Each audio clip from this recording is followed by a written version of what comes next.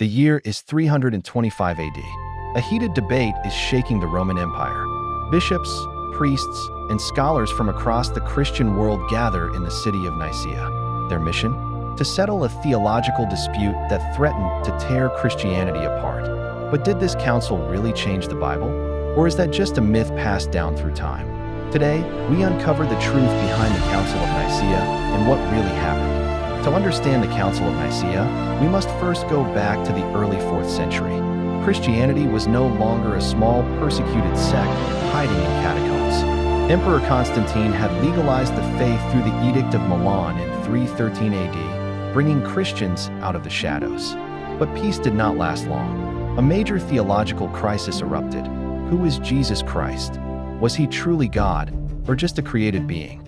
This controversy is known as the Arian controversy.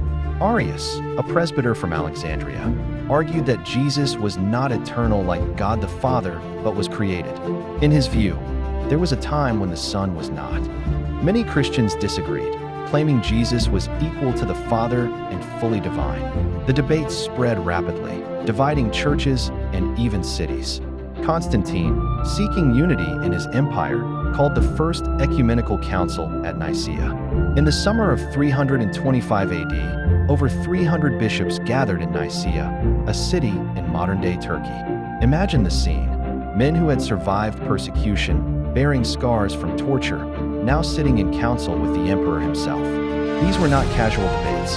These were men ready to die for their beliefs. The council began with a dramatic entrance. Constantine, dressed in imperial purple, entered the hall with humility, greeting bishops as brothers. He opened the council, urging unity. The debates soon turned intense.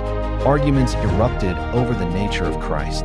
Should Christians say Jesus was homoousios, of the same substance as the Father, or something else? Arius stood firm in his belief.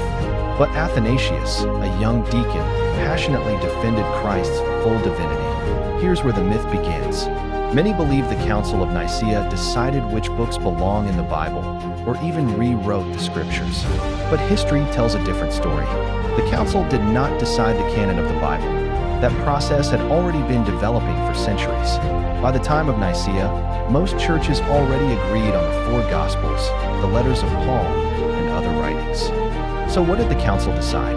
The council focused on one main issue, the nature of Christ. They drafted the Nicene Creed, declaring that Jesus is true God from true God, begotten not made, of one substance with the Father. This became the foundation of Christian orthodoxy. Some say Constantine manipulated the council to gain political power or to control Christianity. While it's true that Constantine wanted unity in his empire, there is no evidence he changed scripture or invented Christian doctrines. He was not baptized until years later and did not act as a theologian. He simply wanted peace in the church. The council ended with the condemnation of Arius and the adoption of the Nicene Creed. Yet, the controversy did not end overnight. For decades, the Arian debate continued, splitting emperors and bishops. But the Nicene Creed became the backbone of Christian faith, shaping theology for centuries to come. So did the Council of Nicaea change the Bible? No, it defined the divinity of Christ. It gave us clarity, not corruption. The scriptures remained as they were. The real story is not one of conspiracy, but of courage, of men who stood for what they believed was the truth about Jesus Christ. Now you know the truth about the Council of Nicaea. The Bible was not rewritten here. It was a council of faith, not a conspiracy.